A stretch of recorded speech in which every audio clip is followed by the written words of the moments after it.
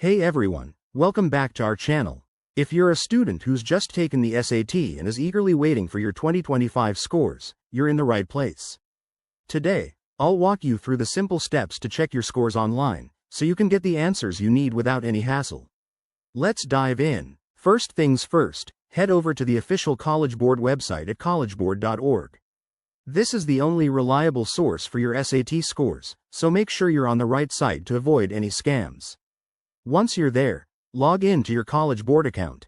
If you don't have one yet, don't worry, it's quick and easy.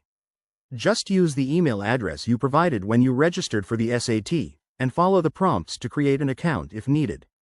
Pro tip: keep your login details handy to save time. After logging in, navigate to the My SAT dashboard.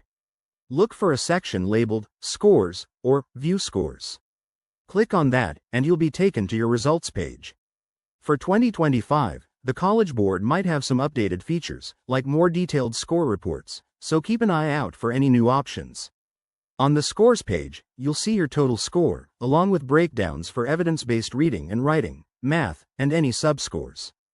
Take a moment to review everything. It's a great opportunity to reflect on your performance.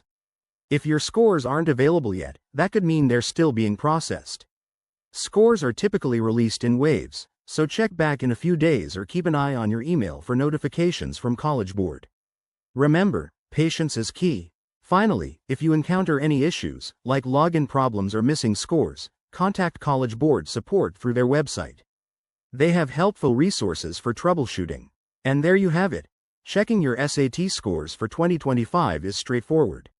I hope this guide helps ease your anxiety and gets you one step closer to your college goals. If you found this video useful, hit that like button, subscribe for more tips, and drop a comment below if you have questions. Thanks for watching, and good luck.